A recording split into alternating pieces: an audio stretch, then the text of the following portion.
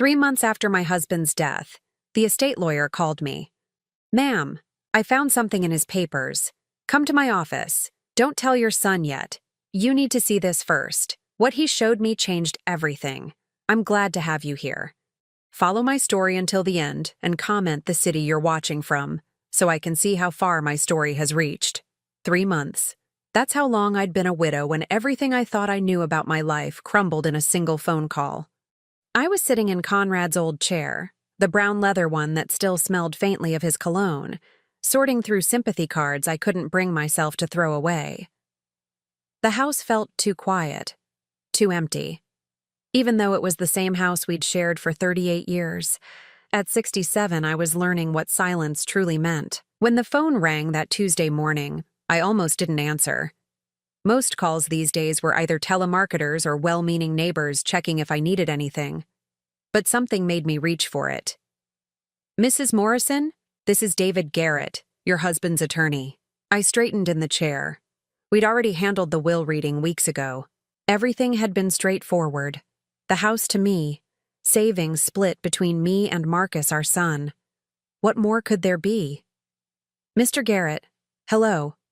Is there something wrong with the paperwork?" There was a pause that made my stomach clench. "Mrs. Morrison, I found something in Conrad's papers that requires immediate attention.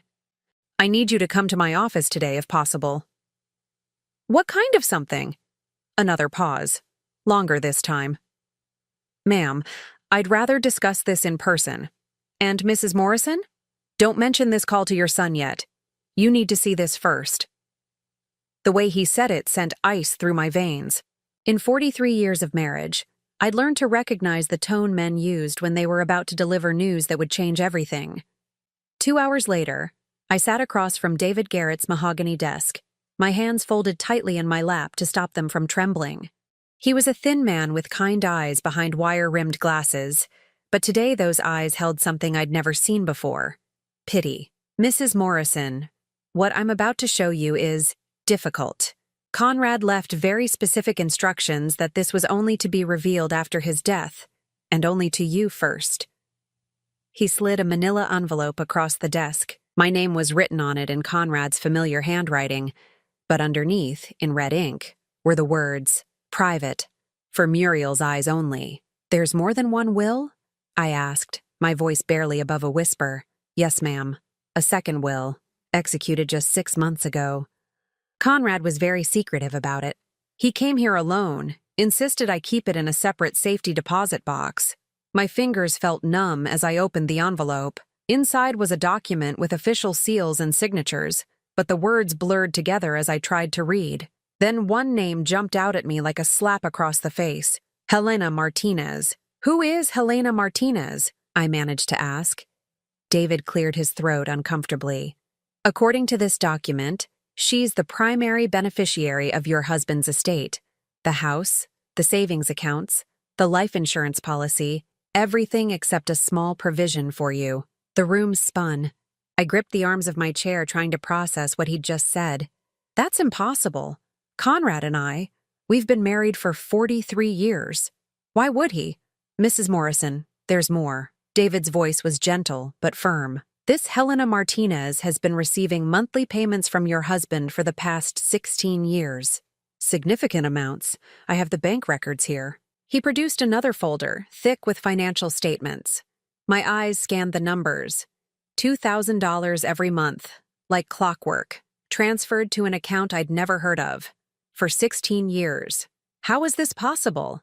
I handled our finances. I balanced our checkbooks. It appears Conrad maintained separate accounts you weren't aware of. The money came from a business account tied to his consulting work. My mind reeled. Conrad had retired from his engineering job 8 years ago, but he'd continued doing small consulting projects from home. He'd always said the extra money went into our retirement fund. I'd trusted him completely. "Mr. Garrett, I need to ask you something, and I need you to be completely honest with me." My voice was steadier now, though my heart was racing. "In your professional opinion, was my husband planning to leave me?" David removed his glasses and cleaned them slowly, a gesture I recognized as someone buying time to choose their words carefully. "Mrs. Morrison, based on what I've seen here, It appears Conrad was planning a significant life change. The timing of this second will, combined with the financial arrangements. Yes, I believe he may have been considering leaving you. The words hit me like physical blows. 16 years. Helena Martinez had been in our lives for 16 years, and I'd known nothing about her. While I'd been taking care of Conrad through his diabetes diagnosis, his minor heart attack 3 years ago, his struggles with retirement, he'd been supporting another woman. There's something else, David continued quietly. This address for Helena Martinez, it's not an apartment. It's a house that Conrad helped purchase. He slid another document across the desk. A deed. Conrad's name was on it as a co-signer for a mortgage on a 3-bedroom house in Riverside, just 20 minutes from our own home. He bought her a house? The down payment was $50,000, paid from one of his consulting accounts. The monthly mortgage payments match exactly with the monthly transfers to her account. I stared at the address, 427 Maple Drive. Such an ordinary address for something that was destroying my entire world. Mrs. Morrison, are you all right? Can I get you some water? I realized I'd been holding my breath. No, thank you. I need to understand. If Conrad died with this second will in place, what does that mean for me?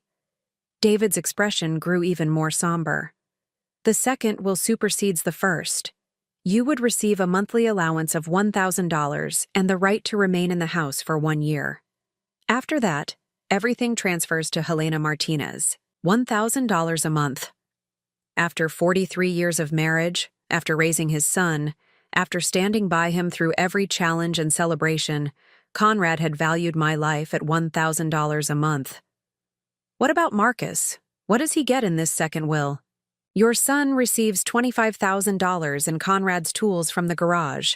That's all. The cruelty of it took my breath away. Marcus, who'd worshipped his father, who'd named his own son after him, was worth $25,000 and some rusty tools. Mr. Garrett, I need to ask you something else. Is this second will legal? Can it be challenged? That's exactly what we need to discuss. The will itself appears to be legally sound, but there are several irregularities I'd like to investigate further. The timing, the secrecy, the fact that you were completely unaware of these financial arrangements. There may be grounds to contest it. I folded my hands in my lap again, forcing myself to think clearly despite the chaos in my mind. What kind of irregularities? Well, for one, the witnesses on this second will are people I don't recognize. They're not my staff, and Conrad specifically requested that I not be present during the signing. He came in after hours. That's highly unusual. And, additionally, the fact that he kept this from you while making significant financial commitments in your name, the house mortgage, for instance, could be considered fraudulent misrepresentation. A spark of something fierce ignited in my chest. After 16 years of betrayal, after planning to discard me like unwanted furniture, Conrad might have made a crucial mistake. What do you recommend? First, we need to determine exactly who Helena Martinez is and what her relationship with your husband was. Second, we need a complete audit of all Conrad's financial accounts. And third, we need to decide whether to inform your son about this situation. The thought of telling Marcus made me feel sick. How do you tell your adult child that his father, the man he idolized, was preparing to abandon his family for another woman? How long do I have to make these decisions? The second will requires probate just like the first. We have several months before anything becomes final. But, Mrs. Morrison, I strongly recommend we begin investigating immediately. I stood up slowly, my legs unsteady. The manila envelope felt heavy in my hands, weighted with secrets and betrayal. Mr. Garrett, I want you to find out everything about Helena Martinez. Everything. And I don't want Marcus to know about this until I decide how to tell him. Of course. Mrs. Morrison, I know this is overwhelming, but you should know that you have options. This isn't over. As I walked back to my car, Conrad's betrayal settled into my bones like a deep winter chill. But underneath the pain, something else was growing. Something that felt dangerous and necessary. For 43 years, I'd been the dutiful wife, the supportive mother, the woman who never made waves. I'd trusted completely and been deceived completely. But Conrad had made one critical error in his planning. He'd died before he could execute his escape plan, leaving behind evidence of his betrayal.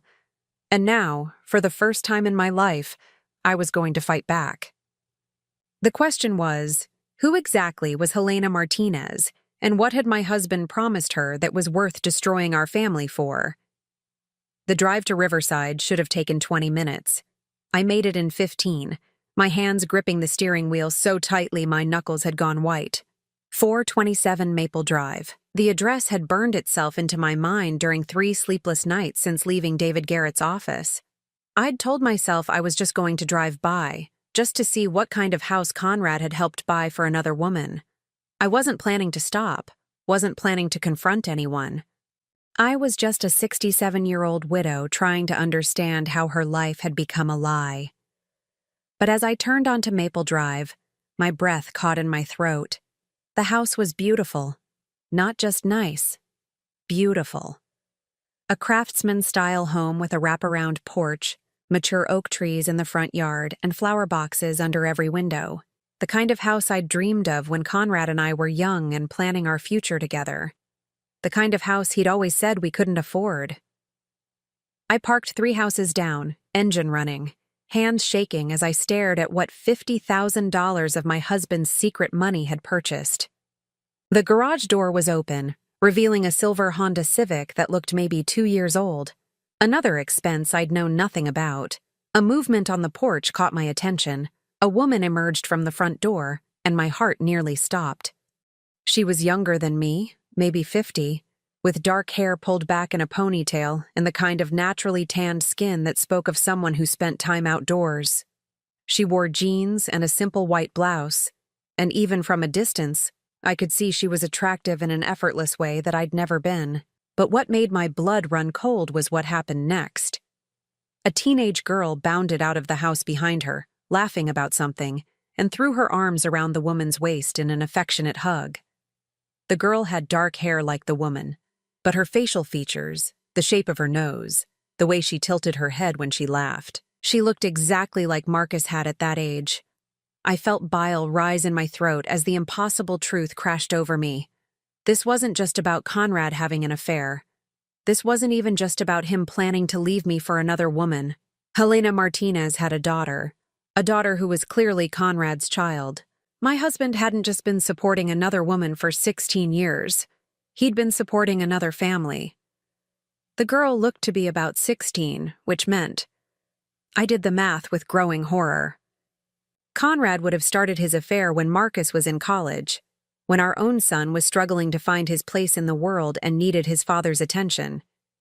Instead, Conrad had been creating a second family. I watched as Helena and the girl got into the Honda and backed out of the driveway. Without thinking, I found myself following them at a safe distance. They drove to the local high school where the teenager hopped out with a cheerful wave. Helena waited until the girl disappeared into the building before driving away. I followed her to a small medical office complex, where she parked in a space marked, "Reserved for Helena Martinez, RN." A nurse. Conrad had fallen in love with a nurse who was 15 years younger and had given her everything I'd been denied. Sitting in that parking lot, watching Helena walk into her workplace in scrubs covered with cheerful cartoon characters, I felt something inside me break open. Not just heartbreak, rage.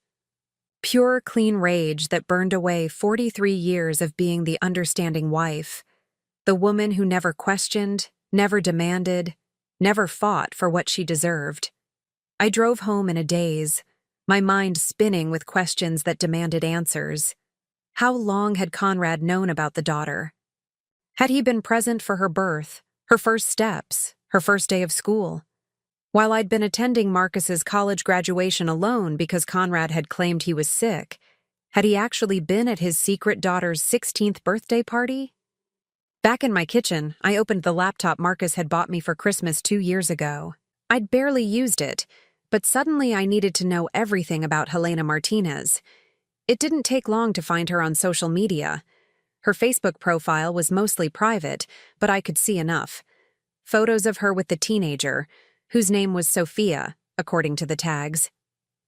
Pictures of family barbecues, school events, vacation trips to places Conrad had always said we couldn't afford to visit. And then I found something that made my hands tremble so violently I nearly dropped the laptop. A photo from Sophia's 16th birthday party, just 3 months ago. A beautiful cake, balloons, a house full of smiling people, and there, in the background, barely visible but unmistakably present, was Conrad.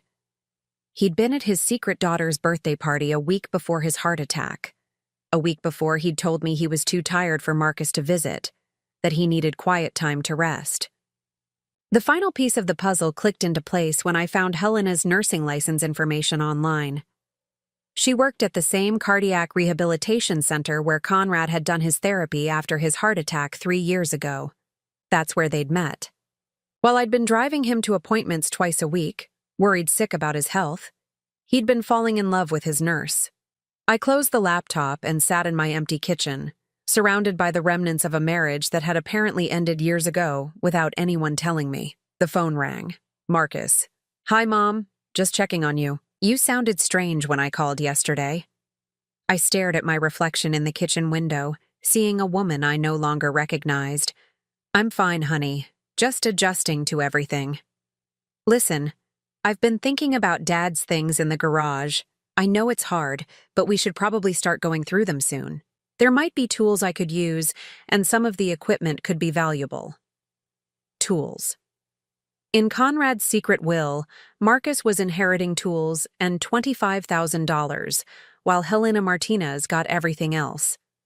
My son had no idea he'd been written out of his father's life just as completely as I had. "Marcus, can I ask you something? Did your father ever mention anyone named Helena to you?" A pause. "Helena? No, I don't think so. Why?" "Oh, I just found some paperwork with that name on it. Probably nothing." "Okay, well, I'll try to come by this weekend to help with the garage, if that's all right." After he hung up, I sat in the growing darkness, thinking about everything I'd discovered. Conrad hadn't just betrayed me. He'd betrayed Marcus, too. Our son worshipped his father's memory, spoke of him with the kind of reverence reserved for heroes. How could I destroy that? How could I tell him that his father had been planning to abandon us both for a woman 15 years younger and the daughter he'd never known he had? But more than that, how could I let Helena Martinez inherit everything Conrad and I had built together, while she sat in her beautiful house, completely unaware that her secret lover had been married to another woman for their entire relationship, because that's what was becoming clear to me. Helena's social media showed no indication that she'd known Conrad was married.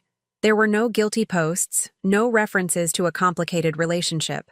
She posted photos of family dinners and school events like a woman who believed she was in a committed, honest relationship. Conrad had lied to both of us. The question now was what I was going to do about it. I could contest the will, fight it in court, drag everything into the open, but that would mean destroying not just Helena's world, but Sophia's too. A 16-year-old girl who'd just lost the father she'd probably adored, or I could do nothing. Let Helena inherit everything, take my $1,000 a month, and live out my remaining years in quiet poverty while she enjoyed the fruits of my 43 years of sacrifice. Neither option felt like justice, but as I sat in my husband's chair, breathing in the lingering scent of his cologne, a third option began to take shape in my mind, something that would require patience, careful planning, and a kind of steel I'd never had to develop before. Conrad had spent 16 years building a lie. Maybe it was time someone spent a little time dismantling it. The question was, how much did Helena Martinez really know about the man she'd loved? And what would she do when she learned the truth about Conrad Morrison? I had a feeling I was about to find out. Marcus arrived on Saturday morning with his usual confidence, whistling as he walked through my front door like he owned the place. At 39, he'd inherited Conrad's tall frame and my stubborn streak, though lately I'd been wondering if stubbornness was the only thing he'd gotten from me. "Morning, Mom. Ready to tackle Dad's stuff?" He headed straight for the coffee pot, helping himself like he still lived here. I brought some boxes from work, and I figured we could donate most of it. No point keeping tools that'll just rust in your garage. I watched him pour coffee into Conrad's favorite mug, the one that said "World's Greatest Dad," and felt something twist in my stomach. 7 days had passed since I'd discovered the truth about Helena Martinez, and I hadn't slept more than a few hours any night. Marcus, meanwhile, looked relaxed and refreshed, already planning how to divvy up his father's possessions. "Actually, Marcus, I need to talk to you about something first." "Sure, but can it wait? I promised Jenny I'd be home by 3 to help with Connor's soccer practice." He glanced at his watch. "We should probably start in the garage while it's still cool out there." "Marcus, sit down, please." Something in my voice must have gotten through to him because he finally looked at me directly. Really looked. I could see him taking in the dark circles under my eyes, the way my hands shook slightly as I reached for my own coffee cup. "Mom, are you okay? You look like you haven't been sleeping." "I haven't been. There's something about your father. Something I need to tell you." Marcus set down his coffee and leaned forward. And for a moment he looked like the concerned son I'd raised, the boy who used to bring me dandelions from the yard when I was sad. "What is it? Did something happen with the insurance? The house?" I took a deep breath. "Marcus, did your father ever mention anyone named Helena Martinez to you?" The change in his expression was subtle, but unmistakable. A slight tightening around his eyes, a pause that lasted just a heartbeat too long. "Helena? No, I don't think so." "Why?" He was lying. I'd spent 39 years reading his face, and Marcus had never been good at deception. The same little muscle in his jaw that used to twitch when he was 7, and claiming he hadn't broken the neighbor's window was twitching now. "Marcus, I know you're lying to me." His face flushed. "Mom, what are you talking about?" "I don't know anyone named Helena. Your father had another will, a secret will that leaves everything to her. The house, the savings, everything. You get $25,000 and his tools." The words hung in the air between us. Marcus stared at me, and I watched his face cycle through confusion, disbelief, and then something that looked almost like relief. "That's impossible. Dad would never—" "She has a daughter, Marcus, a 16-year-old daughter who looks exactly like you did at that age." Now his face went completely white. He stood up abruptly, nearly knocking over his chair. "Mom, you're upset. You're imagining things. Grief can make people—" "I'm not imagining anything." The words came out sharper than I'd intended. "I've seen the bank records. Your father has been sending her $2,000 every month for 16 years. He helped her buy a house. He was at her daughter's birthday party 3 months ago." Marcus began pacing around my small kitchen, running his hands through his hair the way he used to do as a teenager when he was caught in a lie. "Okay, let's say this is true. Let's say Dad had some relationship. That doesn't mean anything legally. You were his wife. You have rights. So you did know." He stopped pacing. For a long moment, we just looked at each other across the kitchen where I'd made him thousands of meals, helped him with homework, listened to his teenage heartbreaks. "I didn't know everything," he said finally. "But yes, I knew about Helena." The betrayal hit me like a physical blow. My own son had known about his father's secret life and said nothing, had let me grieve for a man who'd been planning to abandon me. "How long have you known?" Marcus slumped back into his chair, suddenly looking older than his 39 years. "About 5 years. Dad told me when I was going through my divorce," he said. "He said sometimes marriages don't work out, and a man has to think about his future." His future. "Mom, it wasn't like he was planning to hurt you. He was just unhappy." He felt trapped. Trapped. The word tasted bitter in my mouth. By what? By 43 years of marriage? By the woman who took care of him through his heart attack, his diabetes, his retirement depression? He said you two had grown apart, that you didn't understand each other anymore. I laughed, a harsh sound that surprised us both. "And what about you, Marcus?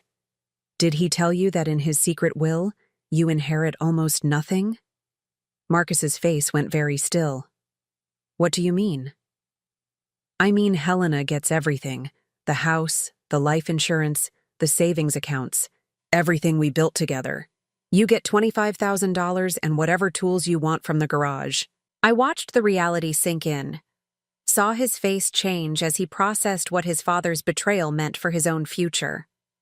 The house Marcus had grown up in, the inheritance he'd been counting on for his own children's education, all of it was going to a woman he'd helped his father deceive me about. That can't be right. Dad promised me. He stopped himself, but it was too late. Promised you what, Marcus? Nothing. It's not important. What did your father promise you? When he didn't answer, I felt another piece of my world shift and crack. Marcus, what aren't you telling me? He was quiet for so long I thought he wasn't going to answer. When he finally spoke, his voice was barely above a whisper. He said when he left you for Helena, I'd get the house. He said you'd be fine, that you could get an apartment somewhere, and I could raise my kids in the house I grew up in. The kitchen fell silent except for the tick of the wall clock Conrad had given me for our 10th anniversary. I stared at my son, the boy I'd carried for 9 months, nursed through countless illnesses, supported through his own divorce, and realized I was looking at a stranger. You knew he was planning to leave me, and you said nothing. Mom, I didn't think he'd actually do it. I thought it was just talk, just him being frustrated with his life. But you were counting on it, weren't you? You were counting on inheriting this house when your father abandoned me. Marcus's silence was answer enough. I stood up slowly, my legs unsteady. I think you should go. Mom, please. Let me explain. Explain what? That you helped your father plan to destroy my life? That you've spent 5 years lying to my face while looking forward to the day I'd lose my home? It wasn't like that. Then what was it like, Marcus? Because from where I'm sitting, it looks like both the men in my life decided I was disposable. Marcus grabbed my arm as I tried to walk past him. Mom, please. We can fight this. We can contest the will together. You don't have to be alone in this. I looked down at his hand on my arm, then back up at his face. For just a moment, I saw something genuine there. Real fear at the prospect of losing me too. Together? I pulled my arm free. Like we've been together for the past 5 years while you kept your father's secret? Like we've been together while you both planned my future without consulting me? I was trying to protect you. You were protecting yourself, Marcus. You saw a chance to get something you wanted, and you didn't care what it cost me. I walked to the front door and opened it. I want you to leave. Now. Mom, you're making a mistake. You need me. You can't handle this alone. I turned to face him one last time. I've been handling things alone for years, Marcus. I just didn't know it. He stood in my doorway for a long moment, and I could see him calculating, trying to figure out how to fix this, how to get back into my good graces so he wouldn't lose everything. What about the garage? Dad's tools? According to his secret will, those belong to you anyway, but I wouldn't plan on getting them anytime soon. After he left, I sat in Conrad's chair and cried for the first time since his funeral. Not for him. I was done mourning a man who'd never really loved me. I cried for the family I'd thought I had, for the son I'd raised to be honest and loyal, for the life I'd believed was real. But underneath the tears, something harder was growing. Marcus had made his choice 5 years ago when he decided to side with his father against me. He'd gambled that Conrad's plan would work out in his favor, that he'd end up with the house and I'd be too broken to fight back. He'd bet wrong. Now I had to decide what to do with that knowledge. My husband had betrayed me. My son had betrayed me. And Helena Martinez was about to inherit everything I'd worked for while believing she was the only woman Conrad had ever loved. But Helena didn't know the truth yet. And neither did Sophia, the 16-year-old girl who thought her father had been a single man who'd loved her mother enough to buy her a beautiful house. What would happen when they learned that Conrad Morrison had been married to another woman for their entire relationship? That the man they'd mourned as a devoted partner and father had been living a lie that spanned nearly 2 decades? I had a feeling Helena Martinez and I were going to have a very interesting conversation. And this time, I was going to be the one with the power to change someone's life forever. I spent 3 days planning what I would say to Helena Martinez. 3 days pacing my empty house, rehearsing conversations that ranged from polite to devastating. But when I finally found myself standing on her front porch on Tuesday afternoon, every word I'd practiced fled my mind. The house was even more beautiful up close. Wind chimes hung from the porch ceiling, creating a gentle melody in the afternoon breeze. Flower boxes overflowed with petunias and marigolds, and I could smell something wonderful cooking inside. Maybe pot roast, the same dish I used to make for Conrad every Sunday. Before I could lose my nerve, I rang the doorbell. Helena answered quickly, as if she'd been expecting someone. Up close, she was even prettier than I'd thought, with warm brown eyes and laugh lines that spoke of a woman who smiled often. She wore a simple sundress and an apron dusted with flour, and for a moment I felt like I was looking at a version of myself from 30 years ago. "Can I help you?" she asked, her voice friendly but curious. "Are you Helena Martinez?" "Yes, I am. And you are?" I took a deep breath. "My name is Muriel Morrison. I think we need to talk about Conrad." The change in her expression was immediate and heartbreaking. Her face lit up with a smile so genuine, so full of love and grief, that I nearly turned around and walked away. "Oh my goodness, you knew Conrad? Please come in. I'm always happy to meet someone who knew him." She ushered me into a living room that felt like a home in a way mine never had.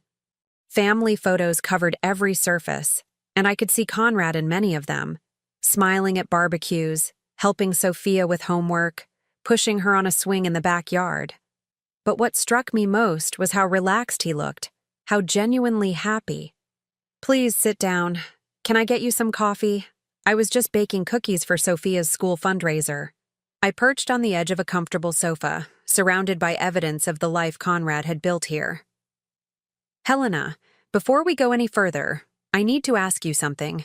How did you know Conrad?" Her smile softened with memory.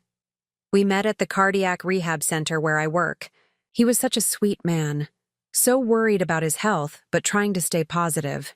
He told me he was a widower, that he'd lost his wife several years before and was trying to figure out how to take care of himself." The words hit me like a slap. "He told you he was a widower?" "Yes, poor thing. He said losing his wife had been the hardest thing he'd ever gone through, but that meeting me had given him hope again." Helena's eyes grew misty. "He was so good to Sophia and me. I can't believe he's gone." I felt sick, not just because of Conrad's lie, but because of the genuine love in Helena's voice. Whatever else he'd done, Conrad had clearly made this woman and her daughter very happy. "Helena, how long were you and Conrad together?" 16 wonderful years. We weren't married officially. He said he wasn't ready for that step after losing his first wife. But we were committed to each other. He was Sophia's real father in every way that mattered. 16 years. Sophia's entire life. Conrad had been playing house with this woman while I'd been at home, believing we had a solid marriage. Did he ever talk about his first wife?" Helena nodded sadly. "Sometimes. He said her name was Marie and that she'd died in a car accident. He felt guilty about moving on, about being happy again. I tried to tell him that she would have wanted him to find love, but he carried that grief for a long time." Marie. He'd named his fictional dead wife Marie, probably because it was close enough to Muriel that he wouldn't slip up and use my real name. "Helena, I need to tell you something, and it's going to be very difficult to hear." Something in my tone must have alarmed her because her smile faded. "What is it? Is something wrong? Did Conrad owe money to someone?" I reached into my purse and pulled out the manila envelope David Garrett had given me. Conrad wasn't a widower. He was married. To me. For 43 years. Helena stared at the papers I handed her, her face cycling through confusion, disbelief, and growing horror as she processed what she was reading. This can't be right. Conrad would never. He wasn't the kind of man who would lie about something like that. He was, Helena. I'm sorry, but he was. Her hands trembled as she looked through the documents, our marriage certificate, bank statements showing the monthly transfers to her account, the deed to this house with both their names on it. You're his wife? His actual wife? I was. Until 3 months ago, I thought I was happily married. I had no idea you existed. Helena stood up abruptly and began pacing, much like Marcus had done in my kitchen a few days earlier. But where Marcus had been defensive, Helena looked shattered. This is impossible. We lived together, planned our future together. He was here for Sophia's birth, her first steps, every birthday. every school play. How could he have another life? How could I not have known? He was very careful. He told me his consulting work required travel, sometimes overnight trips. He said he was working with clients in different cities, but the house. He helped me buy this house. We picked it out together, with $50,000 from accounts I didn't know existed. Helena sank back onto the sofa, her face pale. All those years. He was lying to me every single day? I nodded, watching this woman's world crumble the same way mine had a week earlier. But I wasn't done yet. There was more she needed to know. Helena, there's something else. Conrad made a new will 6 months before he died. He left everything to you and Sophia. His house, his savings, his life insurance, everything. But you're his wife. How can that be legal? I don't know yet. My lawyer is looking into it. But Helena, I need to ask you something, and I need you to be completely honest. Did Conrad ever give you any indication that he might be married? Any phone calls he took in private? Any times when he seemed secretive? Helena was quiet for a long time, thinking. When she finally spoke, her voice was small and uncertain. There were things, little things that never quite made sense. He never wanted to take trips during certain times of year, holidays, our anniversary. He said he got too emotional remembering Marie during those times. What else? He never let Sophia or me visit his house. He said it was too painful, that he kept it exactly like it was when Marie was alive. And sometimes he would get phone calls that he'd take outside. He said it was work, but he always seemed stressed after. Those would have been calls from me, from Marcus, from our real life intruding on his fantasy. Helena, I'm not here to take away your grief or to tell you that what you had with Conrad wasn't real. It clearly was real to him, and to you. But I need you to understand something. That man you loved, who was a father to Sophia, he was living a lie every moment he spent with you. Tears were streaming down Helena's face now. Why are you telling me this? What do you want? I want to understand how a man could live 2 completely separate lives for 16 years. I want to understand how he could plan to abandon a woman who'd stood by him through everything. Abandon you? Helena looked confused through her tears. He was planning to leave me for you. The will was just the first step. If he hadn't died, I believe he would have divorced me eventually. Helena shook her head violently. No, that's not possible. Conrad never talked about getting married again. He said he couldn't bear to go through another ceremony because it would feel like betraying Marie's memory. Or because he was already married. The front door opened, and Sophia bounced in with the energy of a teenager coming home from school. She stopped short when she saw me sitting with her mother, both of us clearly upset. Mom? What's wrong? Who's this? Helena wiped her eyes quickly, trying to compose herself. Sophia, this is Muriel. She was a friend of Conrad's. Sophia's face brightened immediately. Really? Did you know my dad well? Mom doesn't get to talk to many people who knew him. I looked at this beautiful 16-year-old girl with Conrad's eyes and Marcus's smile, and felt my heart break for her. Sophia had no idea that her entire life was built on a lie, that the father she'd adored had been living a double life since the day she was born. I knew him for a very long time, I said carefully. Wasn't he the best? He was so funny and smart, and he always had time for me no matter how busy he was with work. I really miss him. Helena stood up quickly. Sophia, honey, why don't you go start your homework? Muriel and I are just finishing up. After Sophia disappeared upstairs, Helena turned back to me, her expression harder than it had been before. What do you want from me? From us? Are you here to take our house? To destroy what little we have left of him? I looked around the living room again, at all the photos of the family Conrad had chosen over the one he'd been born into, at the evidence of 16 years of love and lies. Helena, I honestly don't know what I want yet, but I think you deserve to know the truth about the man you loved, and I think Sophia deserves to know the truth about her father. You can't tell her. Please. She's just lost him, and she worships his memory. This would destroy her. The way it destroyed me when I found out? Helena had no answer for that. As I drove home, I thought about what I'd learned. Conrad hadn't just betrayed me. He'd betrayed Helena too. She'd spent 16 years loving a man who didn't exist, raising a daughter with a father who was living a complete fiction. But she'd also gotten 16 years of happiness, of feeling loved and chosen. 16 years of Conrad at his best, freed from the responsibilities and disappointments of his real life. I'd gotten 43 years of Conrad at his most ordinary, his most tired, his most resentful. I'd gotten the man who felt trapped, while Helena had gotten the man who felt free. The question now was what to do with all this knowledge. I could destroy Helena's world the way mine had been destroyed. I could fight for my legal rights and take everything Conrad had tried to leave her, or I could find another way. Something that would give me justice without destroying an innocent 16-year-old girl who'd just lost the only father she'd ever known.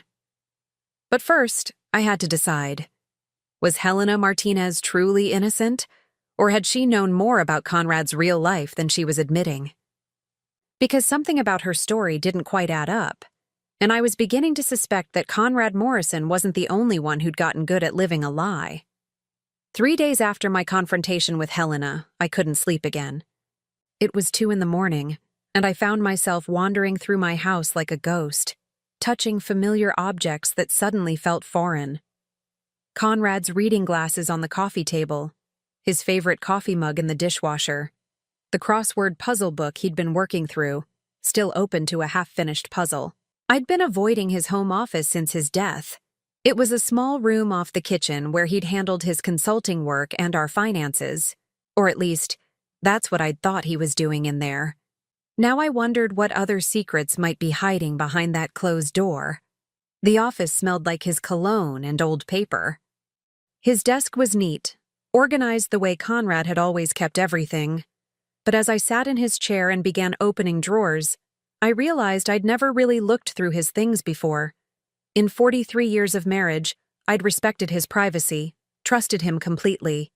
The first few drawers contained exactly what I'd expected: old tax returns, instruction manuals for appliances, warranties for equipment we'd bought years ago.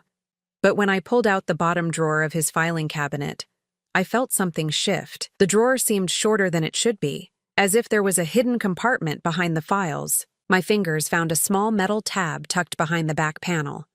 When I pulled it, a false bottom slid away, revealing a space I'd never known existed. Inside were 3 manila folders, thick with papers, and a small metal lockbox. The first folder was labeled HM, in Conrad's precise handwriting, Helena Martinez. I opened it with trembling hands and found myself staring at 16 years of meticulous documentation. Bank statements showing every transfer to Helena's account, copies of mortgage documents for her house, even receipts for gifts he'd bought Sophia over the years, birthday presents, Christmas gifts, school supplies. But what made my blood run cold were the letters. Dozens of them, written in Conrad's hand but never sent. Draft after draft of the same basic message. Muriel, I've tried to find a way to tell you this gently, but there isn't one. I've fallen in love with someone else. Her name is Helena, and she has a daughter who feels like my own child. I know this will hurt you, but I can't keep living a lie. I want a divorce.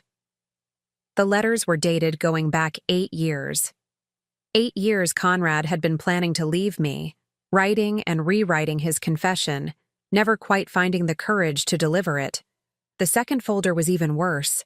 It was labeled MM, Marcus Morrison. Inside were copies of emails between Conrad and our son, going back 5 years. I read through them with growing horror and rage. From Conrad, Marcus, I've made my decision about Helena. I'm going to ask your mother for a divorce after the holidays. I wanted you to know first because this will affect your inheritance. From Marcus, Dad, are you sure about this? Mom's going to be devastated. And what about the house? From Conrad, the house will go to Helena and Sophia. They need security more than your mother does. Muriel will get the apartment complex we inherited from her parents. That should be enough for her to live on. The apartment complex. I'd forgotten about those 2 small buildings my parents had left me. They generated maybe $800 a month in rental income. Conrad had planned to leave me with $800 a month while giving Helena everything else we'd built together. From Marcus. What if I contest the divorce settlement? What if I fight for Mom? From Conrad. Then you'll get nothing when I die. I'm redoing my will to reflect my new priorities. You can stand with your mother and get $25,000, or you can accept my decision and remain my primary heir along with Helena and Sophia. From Marcus. I understand, Dad. I won't cause problems. I stared at that last email for a long time. Marcus had known for 5 years exactly what Conrad was planning. He'd known his father intended to abandon me, and he'd chosen to stay silent to protect his own inheritance. Only now it turned out Conrad had lied to him too, leaving him almost nothing in the secret will. The third folder contained something that made me physically sick. It was labeled Justifications, and contained what appeared to be Conrad's personal journal entries, documenting every perceived slight, every moment of unhappiness in our marriage that he'd used to justify his betrayal. Muriel was cold to me at dinner tonight. She barely spoke, just asked about my day in that mechanical way she has. She doesn't really see me anymore. Muriel fell asleep during the movie again. She works too hard, but she won't listen when I tell her to slow down. She's always been stubborn that way. Muriel forgot our anniversary dinner. Said she was confused about the date, but I think she just doesn't care anymore. Helena would never forget something that important to me. Entry after entry, years of small domestic moments twisted into evidence of my failure as a wife. The night I'd fallen asleep during a movie because I'd worked a double shift to help pay for Marcus's college tuition. The anniversary dinner I'd mixed up because Conrad had told me he wanted to go out Friday when he'd meant Saturday. The cold dinner conversation he'd complained about. The same night I'd found out my best friend had been diagnosed with cancer and was too upset to make small talk. Conrad had taken every human moment, every sign of exhaustion or distraction or simple humanity, and used it to build a case against our marriage. He'd rewritten our entire history to make himself the victim and me the villain. But the lockbox contained the worst discovery of all. Inside were copies of legal documents I'd never seen before. Conrad had consulted a divorce attorney 2 years ago. He'd gotten valuations on our house, our savings accounts, even my jewelry. He'd planned everything down to the last detail. There was also a letter from the attorney, dated just 6 months before Conrad's death. Conrad, based on our discussions, I strongly advise against the approach you're considering. Transferring assets to a third party before filing for divorce could be considered fraudulent conveyance. If your wife has a competent attorney, she could have those transfers reversed, and you could face serious legal consequences. At the bottom of the letter, Conrad had handwritten a note. What if I die before filing? Would the transfers still be considered fraudulent? My hands shook as I read those words. Conrad hadn't just been planning to leave me. He'd been planning to die first, to avoid the legal consequences of his betrayal by leaving everything to Helena through his will instead of through a divorce settlement. Had he known about his heart condition? Had he intentionally avoided proper medical care, hoping to die before he had to face the consequences of his lies? I thought about the months before his death, how he'd refused to see a cardiologist despite experiencing chest pains, how he'd dismissed my concerns about his diet, his stress levels, his need for exercise. I'd thought he was just being stubborn, but now I wondered if he'd been hoping for a way out that would let him escape without having to look me in the eye and admit what he'd done. The final piece of paper in the lockbox was a handwritten note, dated just 2 weeks before Conrad's death. If something happens to me, Helena and Sophia will be taken care of. Muriel will fight it, but she'll lose. Marcus knows the truth and won't help her. My only regret is that I won't be there to see Helena's face when she realizes she doesn't have to share me anymore. I sat in that chair for hours, surrounded by the evidence of my husband's calculated betrayal. This wasn't a man who'd fallen in love and made impulsive decisions. This was a man who'd spent years methodically planning to destroy his family while maintaining a facade of loving devotion. When the sun finally came up, I felt like a different person. The grieving widow was gone, replaced by something harder, smarter, more determined. Conrad thought he'd been clever, covering all his bases, manipulating everyone in his life to get what he wanted. But he'd made one crucial mistake. He'd underestimated me. I gathered all the documents and put them back in the lockbox, but I made copies of everything first. Then I called David Garrett's office and left a message requesting an emergency meeting. By 9 that morning, I was sitting across from my attorney again. But this time, I wasn't the confused, heartbroken woman who discovered her husband's betrayal. This time, I knew exactly what Conrad had done and exactly how to fight back. David, I need to ask you something, and I need a completely honest answer.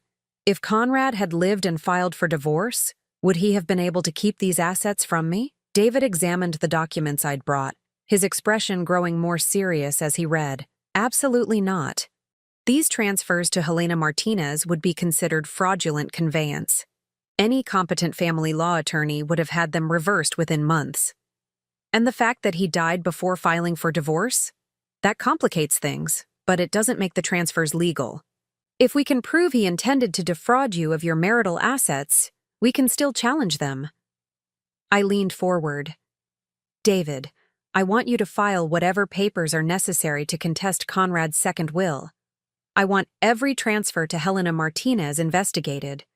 And I want you to look into whether Marcus can be held liable as a co-conspirator, since he knew about Conrad's plans and helped conceal them. Mrs. Morrison, are you sure about this? Legal battles can be expensive and emotionally draining. I thought about Helena's beautiful house, paid for with money that should have been mine. I thought about Sophia, the daughter Conrad had chosen over the son he'd raised. I thought about Marcus, who'd sold out his own mother for an inheritance that turned out to be worthless. Most of all, I thought about Conrad's handwritten note. My only regret is that I won't be there to see Helena's face when she realizes she doesn't have to share me anymore. He'd planned to hurt me one last time, even from the grave. I'm absolutely sure, David. Conrad spent years planning to destroy my life. Now it's my turn to plan. But I wasn't just planning a legal battle. I was planning something Conrad had never expected. Something that would give me justice and peace in ways he'd never imagined. Because while Conrad had been busy documenting my failures as a wife, he'd forgotten to cover his tracks as a liar.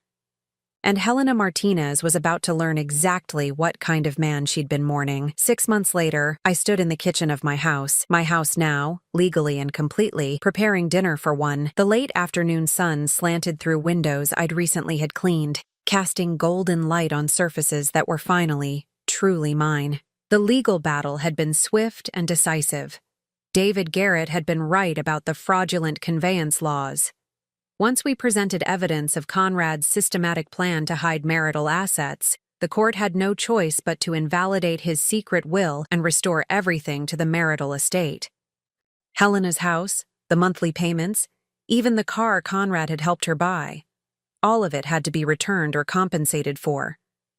But money, I'd learned, was only part of the justice I'd been seeking. The real turning point had come when I'd made a decision that surprised even David. Instead of pursuing Helena and Sophia for every penny they owed, I'd offered them a settlement that would let them keep the house. Mrs. Morrison, David had said during one of our final meetings, you're entitled to much more. Why are you being so generous with them? The answer was simple, though I'd never told him the whole truth. Helena and Sophia were victims too, in their own way. They'd been living a lie just as completely as I had, and destroying their home wouldn't bring back the years Conrad had stolen from me. But more importantly, my real victory had come through a conversation that would stay with Helena Martinez for the rest of her life. I'd asked to meet with her one final time before the settlement was finalized. She'd been understandably wary, expecting me to gloat or make demands. Instead, I'd brought her something that changed everything. I want you to have these, I'd said, placing a manila envelope on her kitchen table. What are they? Copies of letters your Conrad wrote but never sent. Letters where he planned how to leave me for you. But also letters where he complained about you, Helena. Letters where he called you needy, where he worried about how expensive Sophia was becoming, where he wondered if he'd made a mistake.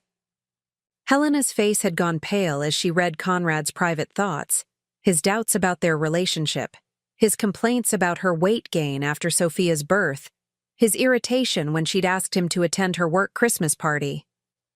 "There's more," I'd continued quietly. Diary entries where he wrote about other women he found attractive. His nurse during physical therapy, the checkout girl at the grocery store, even Sophia's math teacher. The papers had trembled in Helena's hands as she'd read entry after entry revealing that the man she'd mourned as perfect had been just as human, just as flawed, and just as capable of betrayal as any other man. "Why are you showing me this?" "Because I want you to understand something, Helena. Conrad didn't leave me because I failed him, and he didn't love you because you were perfect. He left me because he was selfish, and he would have eventually left you too. That's who he was." I'd watched her face as the truth settled in. The realization that her 16 years of happiness had been built on the same foundation of lies that had supported our 43-year marriage. The Conrad you loved, the devoted father and partner, that man existed because you didn't know about me. The moment you became his real life instead of his escape, he would have started looking for a new escape. You would have become the wife he complained about in his diary, and some other woman would have become his salvation. Helena had been quiet for a long time after that. When she finally spoke, her voice was barely above a whisper. "What do you want from me?" "Nothing. I want you to keep the house, raise Sophia, live your life. But I want you to remember that the man you're mourning was a fiction. The real Conrad Morrison was the man who could write love letters to you in the morning and complaints about you in the evening." That conversation had been 3 months ago, and I'd heard through mutual acquaintances that Helena had quietly started seeing a counselor. She'd also apparently cleaned out Conrad's belongings from her house and donated them all to charity. The shrine to perfect love had been dismantled, replaced by a more honest understanding of what she'd actually lost. As for Marcus, our relationship had ended exactly as it deserved to. When he'd learned about the legal challenge to Conrad's will, he'd shown up at my house demanding to know why I was destroying the family over money. "The family was destroyed 5 years ago when you chose to lie to me," I'd told him. "I'm just making it official." He'd tried to argue, to claim he'd been protecting me, but I'd had Conrad's emails printed out and ready to show him. "Your father offered you a choice, Marcus. Stand with your mother and get $25,000, or betray her and remain his heir. You chose betrayal. Now you get exactly what that choice was worth." The last time I'd seen him, he'd been clearing his few remaining possessions from my garage, muttering about lawyers and family loyalty. But he'd never actually hired an attorney to contest my decisions, probably because David Garrett had made it clear that Marcus's knowledge of Conrad's plans might make him legally liable as well. Sometimes I felt sad about losing my relationship with my son. But more often, I felt relieved to be free of someone who'd proven he couldn't be trusted with my well-being. Today marked exactly 1 year since Conrad's death, and 6 months since I'd taken control of my own life. I'd used some of the recovered assets to renovate the house. New paint, new furniture, new everything that didn't carry memories of the man who'd lived here under false pretenses. I'd also done something Conrad would have hated. I'd started dating. Richard was a widower I'd met through a grief support group. Ironic, considering my grief had turned out to be more complicated than most. He'd lost his wife to cancer after 35 years of what he described as a genuinely happy marriage. He was kind, honest, and had no interest in games or deception. Our relationship was slow, careful, built on conversations rather than grand gestures. He knew about Conrad's betrayal, about the legal battles, about my estrangement from Marcus. He'd listened without judgment and offered perspective without trying to fix everything. "You know what I admire most about you?" he'd said just last week as we'd walked through the botanical garden downtown. "What's that?" "You didn't let them turn you bitter.